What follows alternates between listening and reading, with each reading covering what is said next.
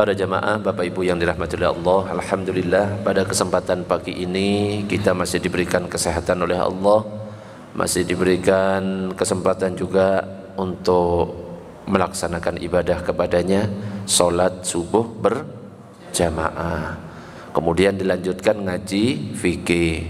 Mudah-mudahan semuanya istiqomah dan berkah sholat berjamaah, berkah dari majelis ilmu ini, dimudahkan nanti jalan kita ke surganya Allah, berkumpul dengan baginda Nabi Muhammad sallallahu alaihi wasallam. Amin ya rabbal alamin. Baik Bapak Ibu yang dirahmati oleh Allah, pembahasan kita pada kesempatan malam ini, kok malam? Kapan?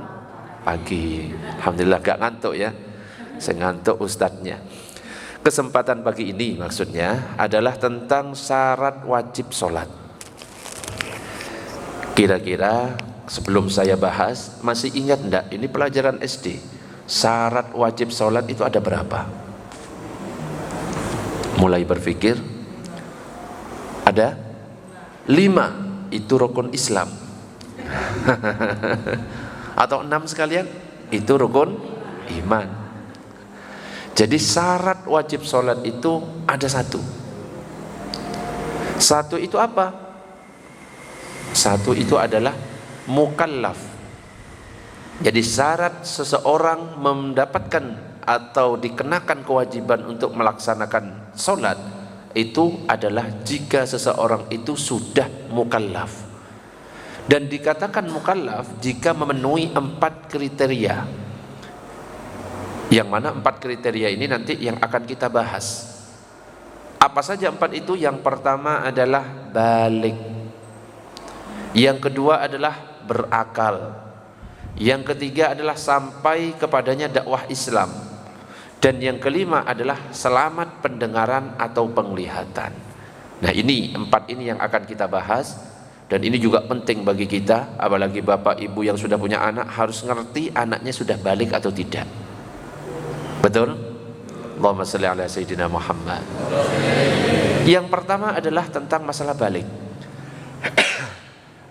Di dalam hadis itu disebutkan rufi'al qalamu an salasatin, kewajiban itu diangkat atau tidak berlaku bagi 3 orang, yang diantaranya adalah wa anis sobiyyi hatta yahtalimah, anak kecil hingga dia balik.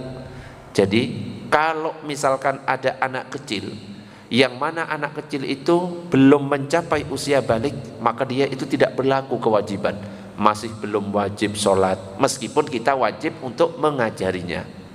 Belum wajib ini, belum wajib ini, kalau masih usia belum mencapai usia balik. Nah sekarang muncul pertanyaan, usia balik itu kapan? Berapa? 9 tahun katanya ibu. Ada yang lain mungkin? Waktu mimpi basah. Ada yang lain? Keluar haid atau menstruasi. Nah ini sebenarnya sudah paham semuanya, tapi kalau sudah dimunculkan suatu kasus pasti nanti akan bingung ya. Jadi dalam kitab Safinatun Najah itu disebutkan ada 3 tanda seseorang itu dikatakan balik.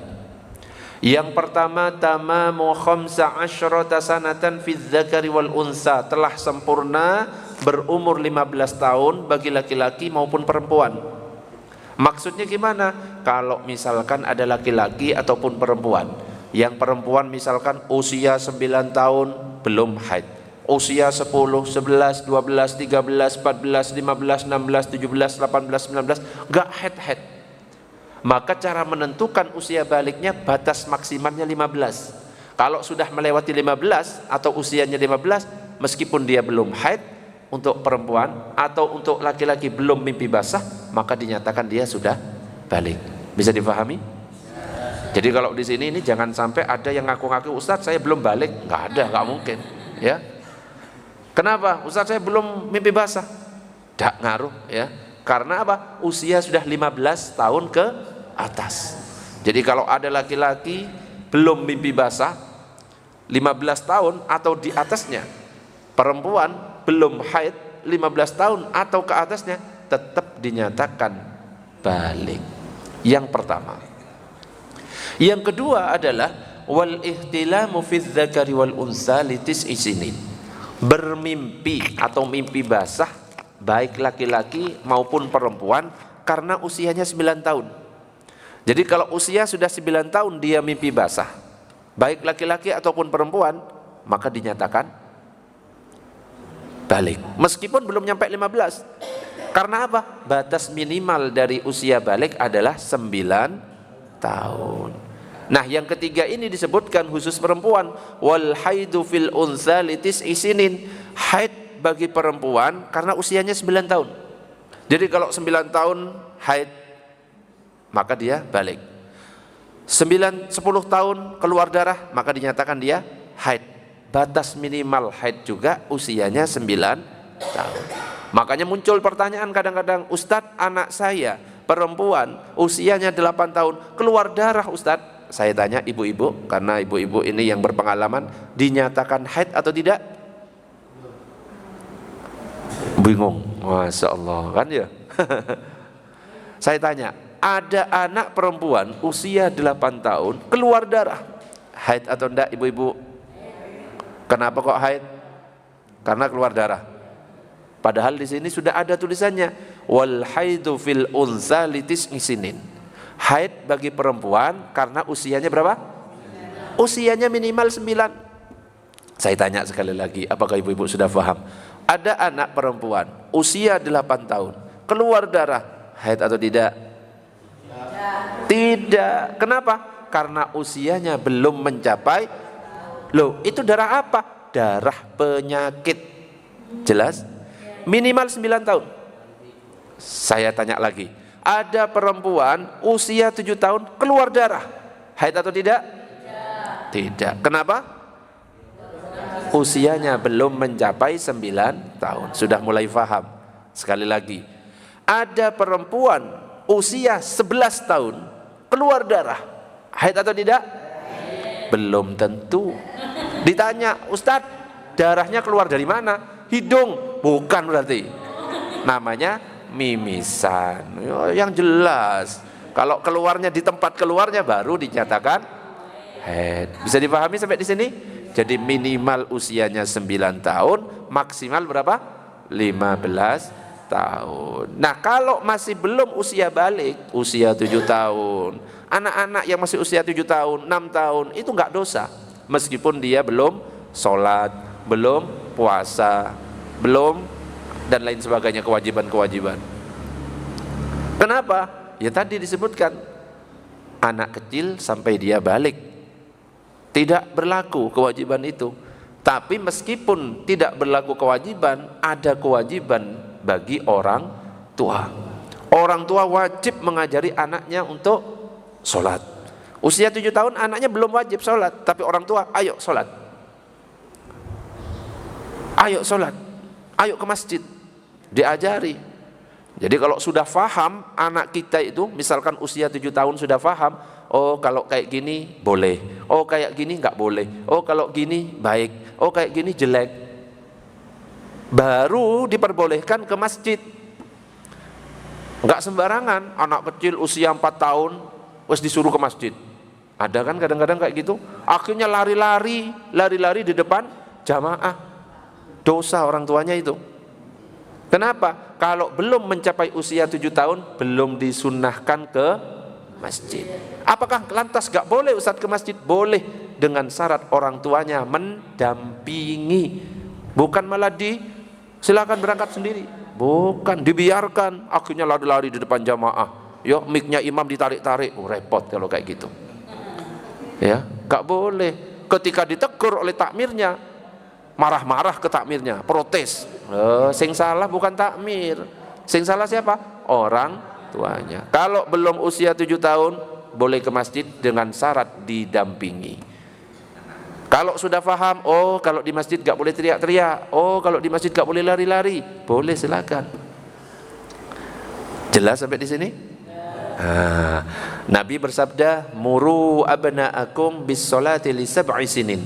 Perintahkan anak kalian untuk melaksanakan sholat ketika usianya 7 tahun. Jadi orang tua wajib, ayo kalau sudah 7 tahun sholat Wadribuhum 'alaiha li 10 sinin. Pukul. Kalau sudah usia 10 tahun dia tidak mau sholat. Tapi mukulnya tidak boleh mukul sampai merusak wajah, ya, membuat terluka, menyakiti dan lain sebagainya. Mukulnya itu hanya sebagai bentuk pendidikan, ngajari anak. Bisa dipahami sampai di sini tentang usia balik? Sebelum saya lanjutkan, mungkin ada yang mau ditanyakan, silahkan.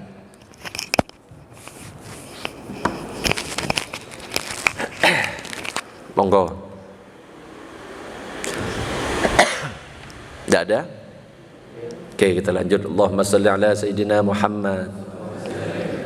Jadi jangan salahkan takmir. Kalau misalkan anaknya ditegur, ya, nangis-nangis dari masjid, saya dimarahi oleh ketua takmir, oleh pengurus masjid, ya, padahal anaknya ya muter-muter, lari-lari di depan jamaah, mengganggu kehusukan. Iya, monggo Ibu, silakan. Kalau anaknya sudah besar, masih ramai di masjid, itu gimana itu Ustaz? Nah, sekarang muncul pertanyaan, iki wis maksudnya itu umurnya itu sudah iya. Usianya sudah 8 tahun. Sek rame. Sudah usia tamyiz. Tamyiz itu 7 tahun. Tamyiz itu artinya pinter. Kalau misalkan nggak pakai baju malu, nah itu sudah pinter berarti kalau ada anak kecil. Nah, biasanya usia 8 tahun sek rame ae ngomong tok. Gimana itu Ustaz? Atau bahkan orang tuanya rame juga, ya. Orang tuanya nggak ke masjid. Ya karena sudah pengalaman dulu waktu kecil mungkin gitu, ya. Makanya wes ayo cepetan kamu berangkat. Loh, ayah kemana? Loh, saya wes pengalaman dulu pas. Ya nggak boleh kayak gitu, ya. Ya pernah gitu loh, ada seorang santri diperintahkan sama kiainya, ayo anak-anak besok kita puasa 10 Muharram. Puasa anak-anaknya. Kiainya makan di 10 Muharram, ditanya, loh kiai katanya puasa. Loh, itu untuk santri. Dulu saya waktu jadi santri puasa. Sekarang kan sudah kiai. Ya enggak gitu, ya. Jadi kalau misalkan ada anak usia 8 tahun yang seharusnya sudah ngerti rame di masjid itu enggak boleh, ya ditegur. Ditegur baik-baik. Sekali masih rame, tegur lagi 2 kali. Masih rame. 3 kali masih rame, lempar langsung keluar. Ya ojo, ya. Ditegur orang tuanya, Pak ini rame, tolong didampingi, gitu, ya. Ya harusnya ya kalau misalkan anak kita disuruh ke masjid, orang tua juga harus ke masjid. Monggo ada pertanyaan yang lain, silakan. Silakan, monggo ada pertanyaan. Oke, monggo Bapak silakan.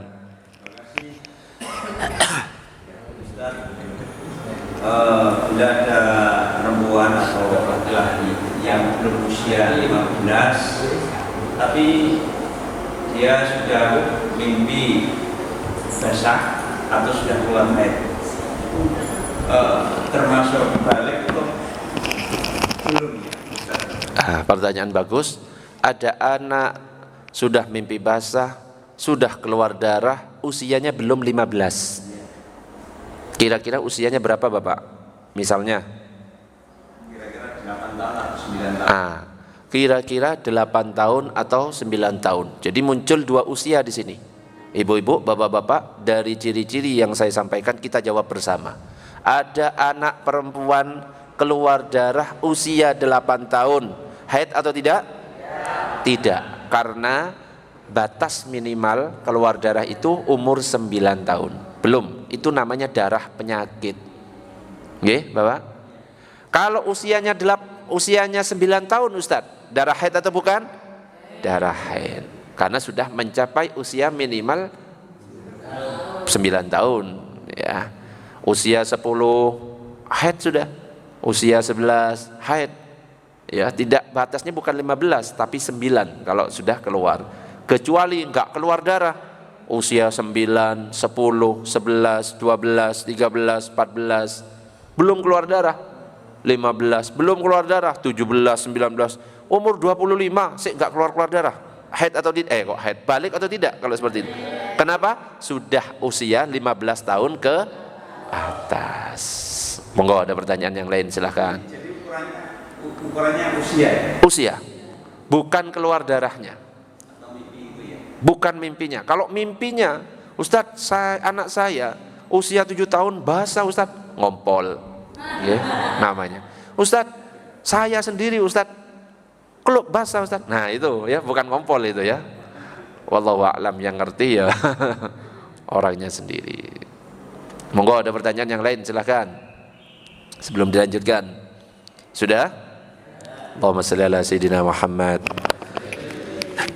Ini suaranya agak habis, soalnya teriak-teriak dari hari Kamis, Jumat, Sabtu, ya tadi malam, jadi agak batuk, habis suaranya, jadi tak tahan-tahan. Yang kedua adalah berakal. Oh, langsung muncul ya, Masya Allah. Padahal memang nyindir saya, ternyata wes siap. Masya Allah, luar biasa. Tak sindir, gak ono minum. Yang kedua adalah berakal. Rufi'al qalamu an salasatin, seperti hadis yang tadi saya sampaikan, kewajiban tidak berlaku bagi 3 orang. Yang kedua adalah wa anil majnuni hatta ya'qila, orang gila sampai dia itu sadar atau akalnya kembali. Jadi kalau ada orang yang masih akalnya belum lengkap, atau ada orang lahir dalam keadaan gila,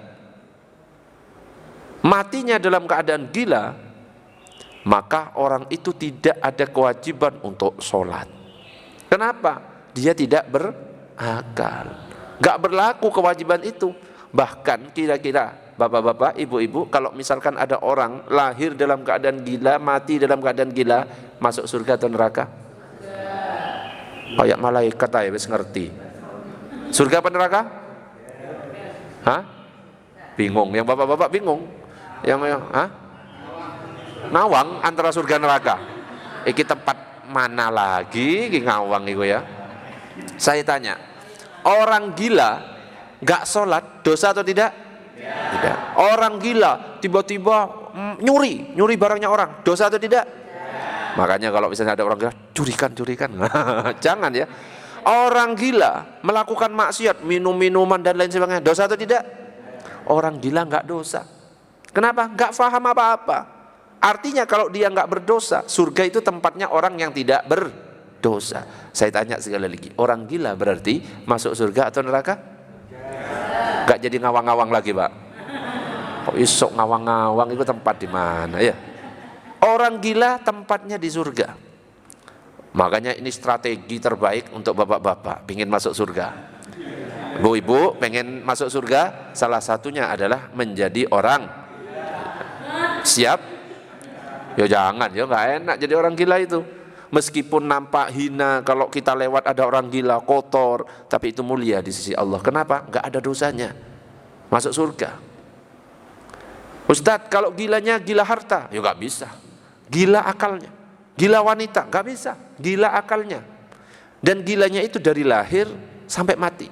Ustadz, ini ada orang usianya sampai 40 tahun normal, usia 40 tahun mencalonkan jadi caleg, gagal, gila Ustadz. Wah, gitu. Gimana Ustadz? Apakah masuk surga? Usia 40 tahun ke atas selama dia gila nggak dihitung, tapi usia 40 tahun selama dia normal dihitung. Jadi selama dia gila ada. Ustadz, ini ada orang sengaja membentur-benturkan kepalanya, kemudian gila. Wah, itu gila yang disengaja, beda. Ya, jadi gilanya memang gila. Jelas sampai di sini? Nah, sekarang dalam kitab disebutkan, kitab Al-Majmu', wa amma man zala aqluhu bijununin, adapun orang yang hilang akal mungkin karena gila, au igma'in, pingsan, au maradin, sakit, fala yajibu alaihi, maka enggak wajib atasnya qadha. Jadi kalau misalkan ada orang hilang akal karena gila atau karena pingsan atau karena sakit, hilang akalnya enggak sadar, maka dia itu enggak wajib qadha salat. Misalkan ada orang tiba-tiba gila, ya nggak ada sengaja, nggak disengaja pokoknya. Jam 9 pagi tiba-tiba gila. Besoknya jam 9 pagi besoknya sadar. Saya tanya, duhur dia pasti nggak sholat kan? Asar, maghrib, isya, subuh wajib diqodho atau tidak? Tidak. Karena apa? Hilang akalnya karena gila, atau karena sakit, atau karena pingsan, nggak usah diqodho. Tapi kalau penyebabnya adalah hilang akal karena melakukan sesuatu yang mengharamkan, yang diharamkan. Contohnya apa? Minum obat-obatan. Akhirnya dia hilang kesadaran, pingsan. Atau dia gila karena apa? Mabuk, minum minuman keras sehingga nggak sadar. Misalkan dia mabuk jam 9 pagi, baru sadar 9 besoknya karena mabuk atau minum obat-obatan yang memang dilarang oleh agama. Pertanyaannya, duhur, asar, maghrib, isya, subuhnya ketika dia sadar wajib qodho atau tidak? Wajib. Bisa membedakan. Jadi kalau nggak sadarnya, hilang akalnya karena sakit, karena pingsan, karena gila, nggak wajib qodho. Tapi kalau karena melakukan hal-hal maksiat seperti minum obat-obatan terlarang, minum minuman keras sehingga menyebabkan hilang kesadarannya, hilang akalnya, maka ketika dia sadar wajib mengqodho sholatnya. Ustadz, muncul pertanyaan lagi. Bagaimana kalau orang yang sekarat? Ada orang yang sakit keras biasanya, betul? Kira-kira orang yang sakit keras sholat apa enggak? Enggak kan ya biasanya? Pertanyaannya, orang yang sakit keras itu tetap wajib sholat atau tidak? Wajib. Selama dia akalnya masih normal, dia ngerti. Meskipun dia gak bisa gerak, sudah sakitnya parah, tapi akalnya masih bisa, tetap ada kewajiban sholat. Sholatnya gimana? Sholat semampunya. Dalam hadis itu dikatakan, sholli qa'iman, sholatlah kamu dengan berdiri. Fa'illam tastati, kalau gak mampu, faqa'idan, sholat sambil duduk. Fa'illam tastati, kalau gak mampu, fa'ala jambin, sholat berbaring. Berbaring itu kepalanya di utara, kakinya di selatan menghadap ke arah kiblat. Kalau nggak mampu telentang, kepalanya di timur, kakinya di barat, tapi kepalanya agak naik. Kalau nggak mampu dengan isyarat, kalau nggak mampu dengan mata, kalau nggak mampu dengan hati, cuma bisa membayangkan gini, tetap sholat wajib. Baru kalau nggak mampu semuanya disolatin. Jadi selama dia akalnya normal, meskipun sekarat sesekarat apapun, wajib sholat. Nah, tapi kadang-kadang pada praktiknya kalau sudah ada yang sakit parah, sangat parah, biasanya lupa sholatnya, betul? Kemudian dia mati. Muncul pertanyaan lagi, Ustadz, kalau misalkan dia mati, dia itu seminggu sekarat, Ustadz, akalnya masih normal, kemudian dia mati, belum sempat sholat, bagaimana dengan sholatnya? Apakah diqodho atau tidak? Gimana kira-kira? Banyak kejadian ya, sakit sebulan, gak sholat, namanya sakit, ternyata meninggal. Selama sebulan sholat yang ditinggalkan itu gimana? Diqodho atau tidak? Belum, diqodho? Seharusnya kan ada kewajiban sholat, tapi dia tidak sholat. Diqodho apa enggak? Nah, di sini ada 3 pendapat. Pendapat yang pertama, man mata wa alaihi shalah fala qada'a wala fidyatah. Pendapat pertama, kalau ada orang meninggal, dia punya utang sholat, enggak usah qadha, enggak usah fidyah. Satu. Pendapat yang kedua mengatakan kalau misalkan ada orang yang mati atau meninggal, dia punya utang sholat, diqadha oleh keluarganya. Ya, yang mengqadhakan adalah keluarganya. Ini sebulan Ustaz, diqadhoi, bagi-bagi, kakak seminggu, adik seminggu, istri seminggu, gitu, dibagi, diqadhoi oleh keluarganya. Yang ketiga, tidak diqadhoi tapi setiap sholat yang ditinggal dibayarkan fidyah 1 mud. Misalkan dia seminggu tidak sholat, seminggu itu berapa hari? 7 hari. 1 hari berapa sholat? 5. Berarti membayar 5 mud. 1 mudnya itu 7 ons. Berarti 5 kali 7 35 ons, itu 1 hari. Jadi ada 3 pendapat. Yang pertama mengatakan tidak perlu qadha, tidak perlu fidyah. Yang kedua qadha oleh keluarganya. Yang ketiga membayarkan fidyah. Nah, kalau bapak-bapak kira-kira milih pendapat yang mana? Yang nggak usah qadha, nggak usah fidyah Ustaz, ngambil yang gampangnya. Ya enggak lah. cari yang hati-hati. Kalau misalkan ada keluarga kita meninggal, ya, keluarganya suruh mengqodoi. Saya mengqodoi sholat duhurnya si fulan karena Allah Ta'ala. Gitu. Allahu Akbar. Saya ngodoi sholat asarnya si fulan karena Allah. Allahu Akbar. Dikodoi. Ustaz, kebanyakan Ustaz, 40 hari Ustaz. Saya nggak mampu kalau mengkodok, bayarkan fidyah. Minimal ada sesuatu lah yang dikeluarkan. Ya, jangan milih pendapat yang gampang. Wis, ada pendapat yang nggak usah kodok, nggak usah fidyah. Wis itu aja. Nanti kasihan yang meninggal itu nanti dipertanggungjawabkan gimana nanti. Sedangkan kalau misalkan akal masih ada, dikatakan dalam kitab itu wala tasqutu anhu shalah. Ya, tidak gugur darinya salat meskipun dia itu sedang sekarat. Berarti ada utang, ada kewajiban bagi dia. Jelas sampai di sini, ibu-ibu, bapak-bapak? Oke, ada pertanyaan, monggo silahkan. Oke, monggo. Warahmatullahi wabarakatuh. Anak yang memang sudah di batas balik Ustaz, tapi dia berkebutuhan khusus atau hiperaktif, apakah itu ada kewajiban untuk sholat juga Ustaz? Terima kasih. Assalamualaikum warahmatullahi wabarakatuh. Oke, salam. Ada orang anak yang berkebutuhan khusus yang biasanya sekolahnya di SLB biasanya kan ya, itu kira-kira akalnya lengkap atau sempurna atau tidak? Tidak kan? Gak paham itu. Ada di rumah saya itu, bukan di rumah saya, di daerah perkampungan rumah saya itu SLB. Ya masuk masjid sepatu terus teriak-teriak nyanyi-nyanyi. Ya nggak dosa. Kenapa? Akalnya nggak sempurna. Apakah dia wajib untuk sholat dan lain sebagainya? Nggak ada kewajiban. Malah orang-orang yang berkebutuhan khusus, yang memang akalnya nggak sempurna, itu calon penghuni surga itu. Ya, jangan sampai dihina, diketawain dan lain sebagainya. Oke, jadi kalau memang akalnya tidak lengkap, tidak normal seperti kita, nggak bisa berpikir seperti kita, maka dia itu terbebas dari kewajiban sholat. Ada orang tua pikun misalkan, kadang-kadang lupa ya, wes gak ngerti ini jam berapa, wes gak ngerti pokoknya. Kadang-kadang normal, kadang-kadang ya wes kalau model seperti itu sudah gak ada kewajiban itu. Orang pikun, orang tua yang pikun. Bisa difahami? Monggo, ada pertanyaan yang lain, silahkan. Assalamualaikum warahmatullahi wabarakatuh. Waalaikumsalam warahmatullahi wabarakatuh. Saya menanyakan masalah gila tadi Ustaz. Pertama ada gila dari lahir itu jelas masuk surga. Ya ini gilanya ini seseorang menuntut ilmu, dan ilmu itu banyak bijak, dan akhirnya menuntut ilmu gak kuat.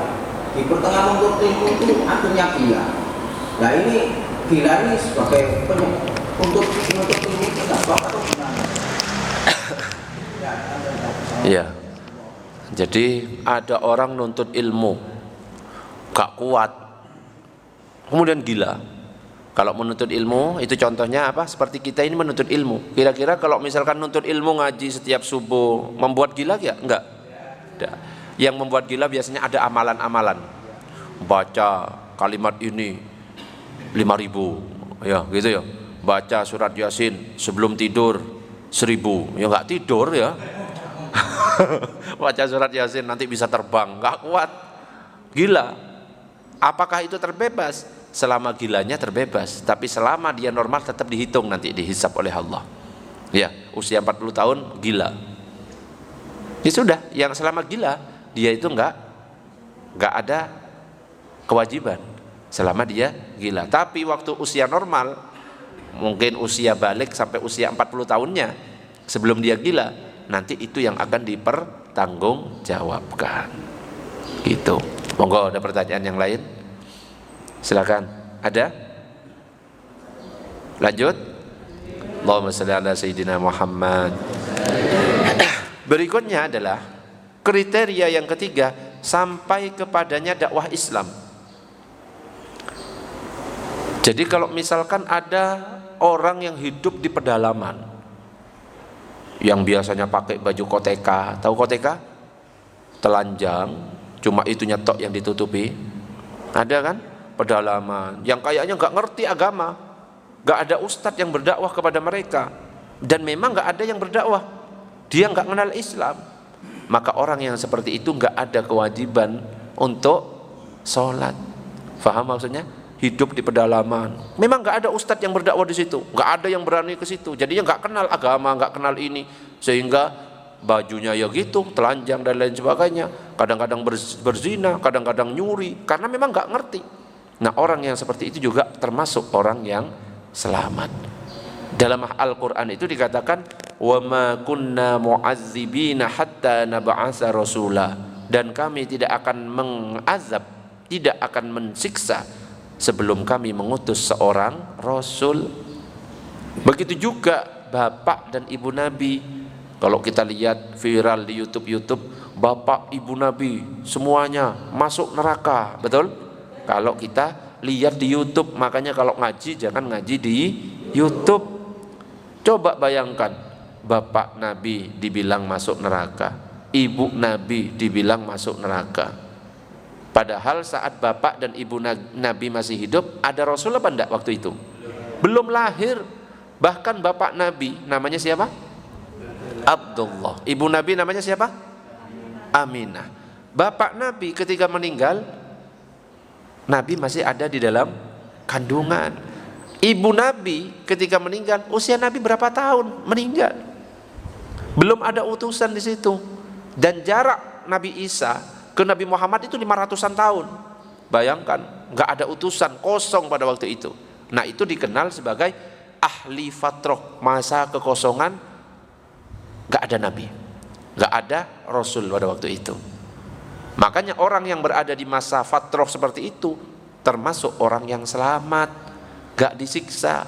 Allah mengatakan, wa ma kunna mu'adzibina hatta nab'atsa rasula, dan kami tidak akan menyiksa sebelum kami mengutus seorang rasul, termasuk bapak Nabi, ibu Nabi. Ya, bayangkan di YouTube di-share kemana-mana, bapak Nabi di neraka, ibu Nabi di neraka. Coba kira-kira kalau Nabi mendengar, tersinggung tidak hatinya? Tersinggung. Seandainya kita misalkan bukan Nabi, kita punya bapak atau ibu Kristen, oh, jangan sebutkan gitu, non Muslim, ada keluarga kita non Muslim, terus dikatakan, bapakmu itu masuk neraka, meskipun memang masuk neraka, tapi tersinggung enggak kira-kira dibilang gitu? Tersinggung. Wong ada sahabat Nabi namanya Ikrimah. Ikrimah ini anaknya Abu Jahal. Abu Jahal sudah jelas masuk di neraka. Ketika sahabat itu ngomong, lagi ngobrol, ini Abu Jahal ini tindakannya seperti ini, lagi berdiskusi, Ikrimah anaknya datang. Tapi Nabi mengingatkan, ada Ikrimah, tolong jangan omongkan bapaknya. Loh, bapaknya yang memang jelas-jelas sudah neraka karena memang anti kepada Islam. Tapi ketika anaknya datang, Ikrimah masuk Islam. Tapi para sahabat diem semuanya. Untuk apa? Menjaga hati dari Ikrimah supaya tidak tersinggung. Lah ini jelas-jelas di-share di YouTube ya, di-upload di YouTube. Bapak Nabi di neraka, ibu Nabi di neraka. Siapa yang enggak tersinggung? Keturunan Nabi semuanya tersinggung. Sampai sekarang kan keturunan Nabi masih ada. Yang biasanya kita kenal habaib. Ya, pernah dengar? Habaib, para habaib, pernah dengar? Pernah? Lah itu keturunan Nabi yang masih ada sampai sekarang. Keturunan dari, ada yang dari Sayyidina Husain, ada yang dari Sayyidina Hasan. Keturunan dari Fatimah binti Rasulullah sallallahu alaihi wasallam. Kalau kita itu dinasabkan kepada bapak, tapi khusus Fatimah itu beda jalurnya. Fatimah binti Rasulullah sallallahu alaihi wasallam. Nyambungnya ke Nabi. Jadi kalau ada habaib dan lain sebagainya, itu masih ada darah Nabi di dalamnya, itu harus dimuliakan. Dimuliakan, tapi tidak harus ditaati, tapi dihormati. Mentang-mentang habaib, mentang-mentang kiai, terus kata-katanya rusak, ya nggak usah diikuti kata-katanya, tapi tetap kita muliakan. Nggak boleh malah dicaci maki, oh itu bukan habib. Oh, kalau misalkan sudah keturunan Nabi, ya tetap habib. Cuma tidak wajib, tidak harus ditaati kalau misalnya kata-katanya memang tidak benar. Ya, sama kiai ya harus dihormati. Wah ini kiai sesat. Jangan ngomong kayak gitu, jangan. Ya, kata-katanya nggak usah diikuti kalau memang sesat, tapi kekiaiannya kita hormati seperti itu. Oke, kenapa? Karena para ulama itu adalah warasatul anbiya. Itu pewaris para nabi. Monggo, ada pertanyaan yang lain, silahkan. Ada pertanyaan? Jadi kalau nggak sampai dakwah kepada mereka, nggak wajib sholat. Jadi bapak-bapak pengen bebas dari sholat, harusnya lahir di pedalaman, ya. Hidup di pedalaman, pakaiannya ya telanjang-telanjang gitu. Wes aman, bebas. Mau minum-minuman bebas semuanya. Karena apa? Nggak ada yang berdakwah kepada mereka. Tapi kalau sudah ada dakwah seperti di sini, ya, masih nggak mau masuk Islam, wes nggak selamat. Ustadz, saya ini ikut memang benar-benar pengikutnya Nabi Isa murni, kitabnya juga asli. Gak bisa. Kalau sudah ada agama Islam, wajib masuk. Wong Nabi Isa saja. Kenapa Nabi Isa? Nabi Isa itu masih hidup apa enggak sampai sekarang? Masih hidup, ada di atas langit. Diangkat oleh Allah ke langit. Ya, saat dikejar untuk disalib itu ya, kan diganti dengan orang yang serupa dengan Nabi Isa. Jadi yang disalib itu bukan Nabi Isa, tapi orang yang serupa dengan Nabi Isa. Nabi Isanya diangkat ke atas langit dan sampai sekarang masih hidup. Nanti akan turun saat hari menjelang kiamat. Ya. Jadi kalau kiamat sudah dekat, Nabi Isa itu akan turun. Nabi Isa itu yang akan membunuh Dajjal. Tapi bukan berarti Nabi Isa itu berdakwah menyebarkan ajarannya, bukan. Nabi Isa menjadi umatnya Nabi Muhammad. Karena dulu berdoa, ya Allah jadikan saya umat Nabi Muhammad. Gitu. Makanya dikabulkan, diangkat. Sampai sekarang masih hidup. Untuk turun nanti di zamannya Nabi Muhammad, ya zaman sekarang ini, nanti akan menjadi pengikut umat Nabi Muhammad. Makanya nanti ketika Imam Mahdi itu memimpin sholat, Nabi Isa ikut berjamaah. Ya, jadi Nabi Isa menjadi umatnya Nabi Muhammad nanti, yang akan membunuh Dajjal. Dajjal ini makhluk, ya, matanya itu buta satunya, di jidatnya itu ada tulisannya kafir, ada tulisannya. Nanti akan menawarkan kepada kita, dimana tawarannya itu kebalik. Kalau misalkan milih surganya Dajjal, itu berarti neraka. Tapi kalau milih nerakanya Dajjal, disobek-sobek kita mati, tapi surga. Ya nanti ya, pembahasan kita bukan masalah Dajjal ya, pembahasan kita masalah sholat. Allahumma shalli ala Sayyidina Muhammad. Oke, ada pertanyaan silakan. Lanjut. Oke, kita lanjut. Yang keempat, kriterianya adalah selamat pendengaran atau penglihatan. Jadi kalau selamat pendengaran atau penglihatan, artinya salah satu dari pendengaran atau penglihatan ada yang normal, tuli, tapi bisa melihat, maka dia masih ada kewajiban untuk sholat. Kenapa? Dia bisa melihat, dia bisa membaca, dia bisa dengan bahasa isyarat masih bisa faham, maka dia tetap ada kewajiban. Kenapa? Dakwah masih bisa diterima. Atau kebalikannya, dia buta tapi tidak tuli, bisa mendengar, dia tetap ada kewajiban untuk sholat. Kenapa? Dakwah masih nyampe, masih bisa didengar, ya, untuk caranya sholat dan lain sebagainya masih bisa. Tetapi kalau sudah dua-duanya sudah nggak normal, dia itu buta, dia itu tuli, maka dia itu bebas, selamat, gak wajib sholat itu. Kenapa? Mau melihat ya nggak bisa, mau mendengar juga nggak bisa, mau didakwai lewat mana gak akan bisa. Maka kalau ada orang yang matanya buta, telinganya tuli, maka dia termasuk orang yang selamat, ya, selamat itu. Sampai nanti kalau misalkan dari lahir buta tuli sampai meninggal buta tuli, jaminan masuk surga. Gitu. Jadi 4 kriteria ini kalau sudah memenuhi bagi kita, maka kita disebut sebagai mukallaf, wajib bagi kita untuk sholat. Beda dengan mu'allaf. Kalau mu'allaf itu apa? Orang yang baru masuk Islam. Jangan disamakan. Ada kadang-kadang bukan muhrim. Muhrim itu artinya apa? Ada kan yang bilang gitu? Bukan muhrim. Apa artinya muhrim? Muhrim itu artinya orang yang ihram, orang yang haji itu muhrim. Sing bener itu mahram. Bukan mahram, bukan mahram. Kalau mahram itu orang yang tidak boleh dinikahi. Contohnya siapa? Ibu, adik, paman, ya. Itu mahram. Bukan mahram, gitu yang benar. Kita itu salah kadang-kadang. Bukan muhrim, bukan muhrim, gitu ya. Salah itu. Muhrim itu orang yang pakai ihram itu loh, untuk haji. Nah, monggo ada yang mau ditanyakan? Silakan. Silakan kalau mau ada yang ditanyakan.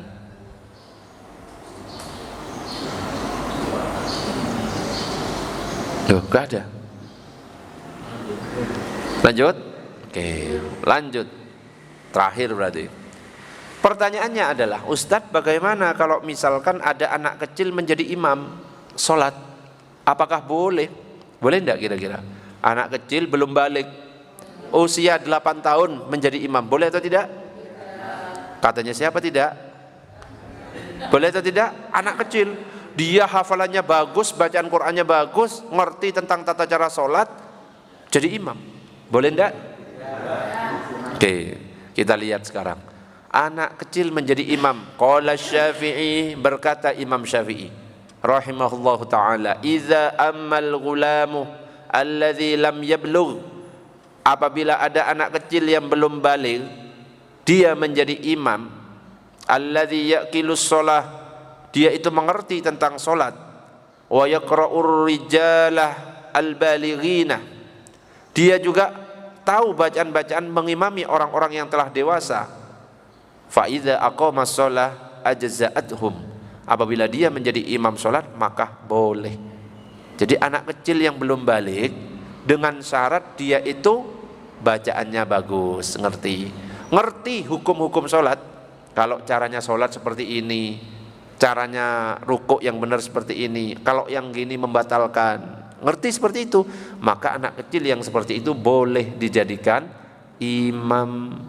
Tapi kalau masih ada orang yang dewasa yang bacaannya bagus, yang lebih ngerti sholat, maka yang diutamakan adalah yang lebih tua. Meskipun yang kecil tetap boleh. Bisa dipahami sampai sini? Nah, tapi ingat, kalau memilih imam bukan dilihat usianya. Memilih imam bukan dilihat usianya. Ya. Oh, ini yang sepuh, usianya sudah 70 tahun, dipilih jadi imam. Akhirnya bacaannya sudah enggak sempurna. Alhamdulillah, alhamdulillahi rabbil alamin. Ada kan yang seperti itu? Jangan, meskipun sudah tua, meskipun dia pemilik masjid, kalau bacaannya sudah tidak sempurna, tidak boleh dijadikan imam. Yang dilihat kalau jadi imam itu adalah satu, dia itu alim. Yang pertama dilihat alimnya, faham ilmu fikih. Itu dulu.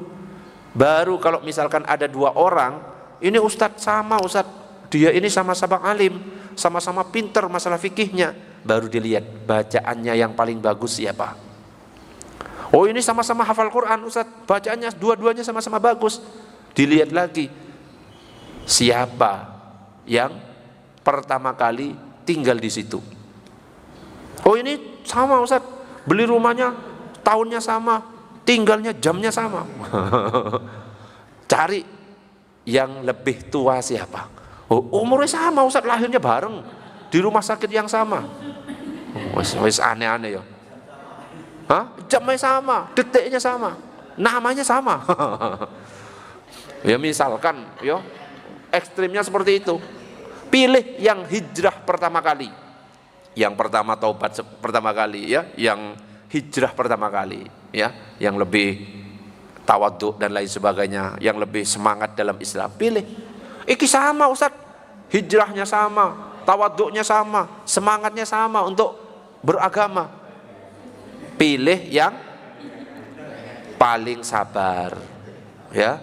Loh, sebelum sabar itu ada, pilih yang paling ganteng. Oh, ini penting. Jadi ganteng itu menentukan untuk imam itu. Kenapa? Karena yang afdol, yang utama adalah imam yang disukai oleh jamaahnya. Oh iki elek Ustaz, sing ganteng iki, pilih itu. Oh iki kembar Ustaz ternyata. Wah ya, sama-sama gantengnya, sama-sama ada tai lalatnya, ganteng. Oh. Bingung sudah, baru dipilih yang terakhir tadi, pilih yang paling sabar. Loh, gimana cara ngukurnya? Dilihat, istrinya yang lebih banyak biasanya lebih sabar. Kenapa? Lebih banyak dicereweti. Iki berarti wes ahli ya. Wah, pilih. Jadi istri tambah banyak, tambah lebih berhak menjadi imam. Kenapa? Lebih sabar biasanya. Allahumma shalli ala sayyidina Muhammad. Gak terima ibu-ibu. Ada pertanyaan? Monggo silakan. Silakan, monggo. Pertanyaan bebas. Kalau nggak ada saya akhiri. Suaranya wis gak mampu. Monggo silakan.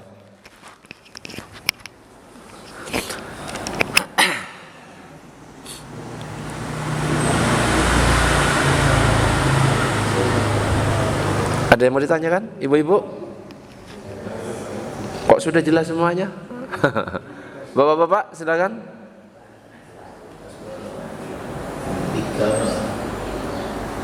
Gimana? Ada yang mau ditanyakan? Silakan. Sudah? Kalau sudah ya sudah. Ini nggak bisa dipaksa lagi suaranya ini. Oke? Ini apa? Jahe juga menggoda ini masalahnya. Oke, gimana ini? Akhirnya ada yang nanya. Monggo, silakan Pak Pandu. Oh gitu ya. Selama ada yang bertanya, ayo sampai jam 10. Monggo silakan. Ya monggo ibu-ibu dan bapak-bapak silakan, saya pulang. Monggo silakan. Ada kita saking capeknya tidur ketiduran sehingga lagi waktu sholat nah itu hukumnya gimana? Dikodok atau sekarang tidur. Ini bukan pingsan loh ya. Bukan pingsan, bukan karena sakit, bukan hilang akal karena pingsan, sakit atau gila. Tidur ini memang ya fitrahnya manusia ya tidur. Akhirnya ada orang tidur jam 9 pagi misalnya. Karena saking capeknya bangunnya maghrib jam 6. Sehingga melewatkan 2 sholat, yaitu zuhur dan asar. Kalau tidurnya sebelum zuhur, kan jam 9 sebelum zuhur, karena memang capek, maka ketika bangun wajib dikodok. Kok enak tidak dikodok? Ngawur aja, kebiasaan aja dipraktekkan. Tetap wajib dikodok, tapi ketika ngodok itu masih boleh mandi. Karena apa? Memang tidak disengaja. Dalam kitab Safinah itu dikatakan a'dzarus sholati isnan. Uzur sholat itu 2. Yang pertama naum, tidur. Yang kedua nisyan, lupa. Jadi kalau orang lupa atau tidur itu enggak dosa, tapi tetap dikodok. Waduh, saya belum sholat duhur, ingatnya waktu asar. Karena memang benar-benar lupa, bukan pura-pura lupa. Langsung aja dikodok, enggak dosa kalau lupa. Atau ketiduran sama kayak tadi, tidurnya jam 9, bangunnya jam 6 maghrib. Maka ketika bangun, kalau memang tidurnya enggak sengaja karena kecapean, masih boleh.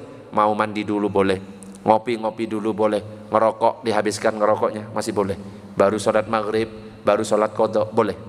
Tapi lebih afdol disegerakan. Tapi kalau sengaja sudah tahu jam 1 itu waktunya duhur, betul? Belum sholat tidur, bangunnya asar, waduh duhur belum, nggak boleh. Mandi dulu nggak boleh, minum kopi nggak boleh. Langsung ketika bangun wudhu langsung qadha'i dulu. Yang didahulukan qadha'nya dulu. Kalau tidurnya memang sengaja.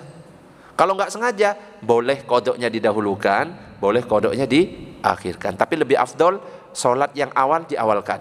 Duhurnya dulu, asarnya dulu, maghrib itu. Tapi kalau yang sengaja tidurnya jam 1 memang sengaja sudah masuk waktu duhur, dia masih sempat tidur sehingga duhurnya kelewatan. Ketika bangun langsung wajib wudhu, langsung kodok.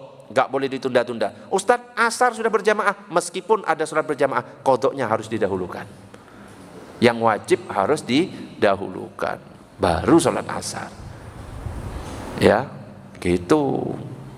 Ustadz, saya pernah nggak sholat dari SMA sampai kuliah sekitar 4 tahun, Ustadz, nggak sholat.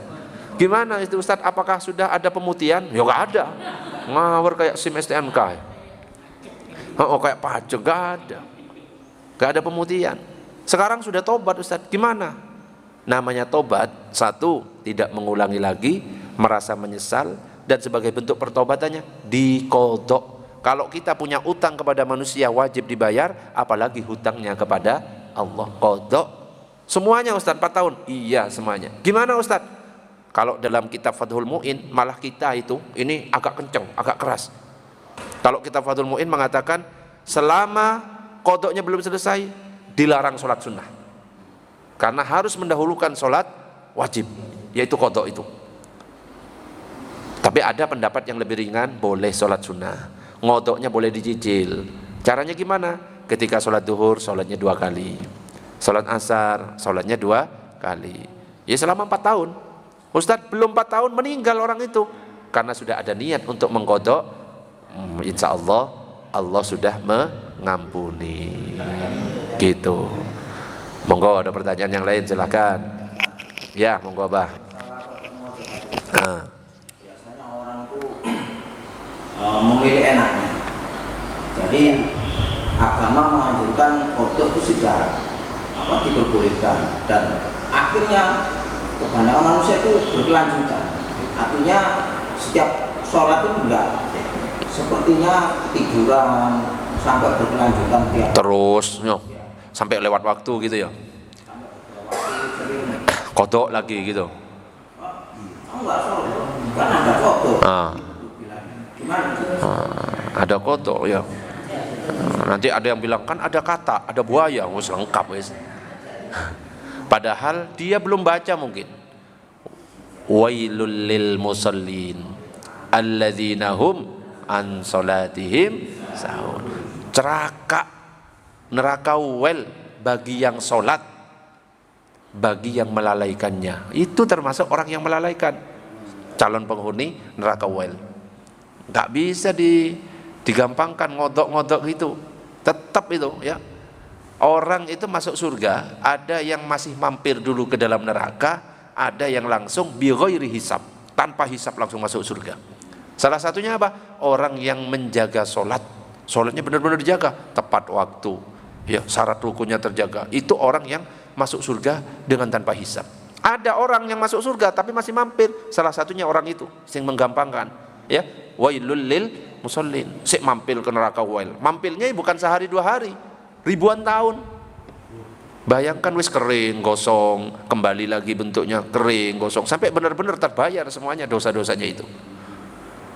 Nah, kalau masuk neraka, ya semuanya bi ghairi hisab, dengan tanpa hisab semuanya ya. Ustaz, apakah harus dihisab? Ya langsung. Tapi kalau masuk surga itu ada yang tanpa hisab, ada yang masih mampir di dalam neraka sampai benar-benar habis dosanya, baru masuk surga. Ibaratnya seseorang yang mencuci pakaian itu pasti tetap akan masuk ke dalam lemari, tapi sebelum masuk lemari dicuci dulu, kotorannya dibersihkan, habis dicuci dijemur, habis dijemur setrika, habis setrika dilipat-lipat, baru masuk lemari. Oh ya sama, orang yang masih banyak dosa, sholat tetap kayak gitu, sama, dicuci dulu ya sampai bersih, habis dicuci apa? Sik dikerpos ya. Habis itu dijemur, habis itu sik disetrika. Ya sama, siksanya seperti itu. Habis itu sik dilipat-lipat lagi masuk ke dalam lemari. Ada yang masuk lemari dengan tanpa itu, baju baru misalnya, ya kan? Baru beli baju, masukkan lemari. Ada yang seperti itu. Ada baju baru, sik dicuci ada. Baju barunya bau berarti. Ada pertanyaan yang lain, monggo silakan. Monggo, Bah. Biasanya ada orang itu kan pergi jauh, musafir gitu. Apalagi kadang-kadang pulang negeri sendiri gitu. Tapi kadang-kadang saya kan masih musafir, nanti kan bisa saya bodoh. Nah, itu termasuk orang yang melalaikan sholat. Masuk tadi kepada ayat tadi, wailul lil musallin, celaka neraka wel bagi orang yang sholat yang mereka melalaikan sholatnya. Padahal ada solusi, ya, bisa pertama solusinya berhenti sholat di jalan, di masjid yang di perjalanan, atau yang kedua bisa dijamak, bukan qodho. Kalau perjalanan itu sholatnya bukan sholat qodho, Tapi jamak qashar. Duhur dijamak dengan asar. Kalau pakai qashar, duhur 2 rakaat, asar 2 rakaat. Maghrib isya kalau dijamak qashar, maghribnya berapa? Bukan 1,5 ya. Maghribnya tetap 3. Ustaz kan di qashar dikurangi 1,5. Bukan, tetap 3. Isyanya baru jadi 2. Subuh dikosor jadi berapa? 1. Bukan, tetap 2. Nanti akan ada pembahasannya. Jaraknya berapa Ustadz yang boleh mengkosor sholat? Enggak sembarangan. Perjalanan dari sini ke Cito dikodok, dijamak, enggak boleh. Jaraknya minimal nanti 81 km. Nanti akan ada pembahasannya bab jamak kosor. Ustadz, saya mau berangkat ke Madura, saya sholatnya di rumah dulu, apakah boleh jamak? Tidak boleh. Harus sudah posisi perjalanan. Karena yang boleh jamak qashar musafir. Musafir itu bukan orang yang ada di rumah, tapi orang yang sudah keluar. Ustadz, saya sudah keluar, nyampe Masjid Al-Akbar, saya jamak qashar dulu. Boleh. Meskipun belum nyampe di tempat tujuan. Saya mau ke Madura, mampir ke Al-Akbar, sholat jamak qashar. Biar nanti nggak berhenti-berhenti. Boleh. Terus lanjut perjalanan. Boleh. Selama nyampe, apakah boleh Ustadz jamak qashar? Boleh. Selama 4 hari di tempat tujuan boleh jamak qashar. Tapi kalau sudah lebih 4 hari ke atas itu harus sempurna sudah. Oh, ada aturannya nanti jamak qashar. Ya. Ustadz, ini saya jalan-jalannya wisata Ustadz. Perjalanannya wisata, apakah boleh jamak qashar? Boleh. Naik bis. Gimana Ustadz? Ini nggak bisa turun karena naik kendaraan umum, naik kereta. Anggaplah naik bis. Ini berdiri Ustadz di Madura, kebetulan lebaran. Jadinya nggak bisa. Saya berangkatnya asar, habis sholat asar. Jadi maghrib sama isya, maghribnya kelewat. Gimana Ustaz? Bisa dijamak takhir. Takhir ya. Jamak itu ada jamak takdim, ada jamak takhir. Kalau jamak takdim itu duhur asar berarti dikerjakan di waktu duhur. Kalau jamak takhir, duhur asar dikerjakan di waktu, ada caranya nanti.